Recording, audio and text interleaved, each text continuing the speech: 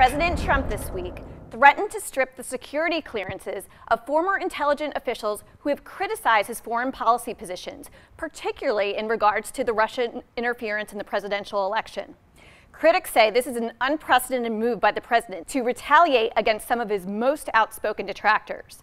The White House has said this move is necessary as many former officials are making baseless accusations against the president and even profiting off of their access to classified information.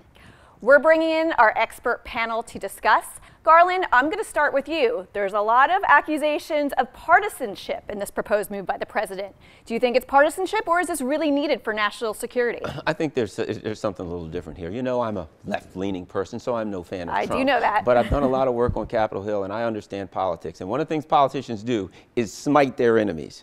I'm a Democrat. If I were in office and someone said the things about me that John Brennan said about the president, I'd take his clearance. Yeah. So to forget about which party they're in, but the reality is that's how politics works in Washington, D.C. Yeah. So I don't really have a problem with it because that's the way it works, right? I mean, John Brennan basically accused the president of treason.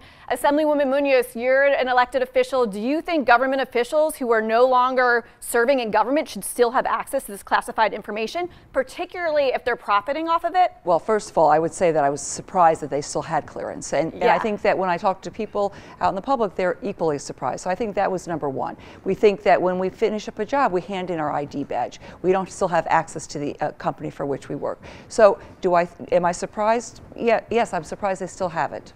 Yeah.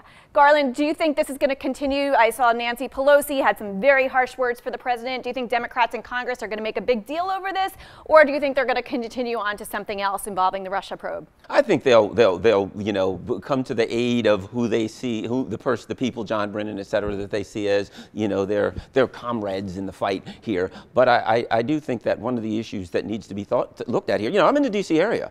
That top secret clearance is worth right off the bat $120,000 a year, blink of an eye. Yeah. So the question is, you're not doing that anymore. The taxpayers pay about $25,000 to $50,000 for the investigations for you to get that. Should you keep it? That's a question worth asking. To me, it's pretty amazing that this practice is still allowed, but we're going to have to leave it there. Thank you both very much for joining us today. I want to go now to Dan Zero to find out how long this rainy weather is going to last.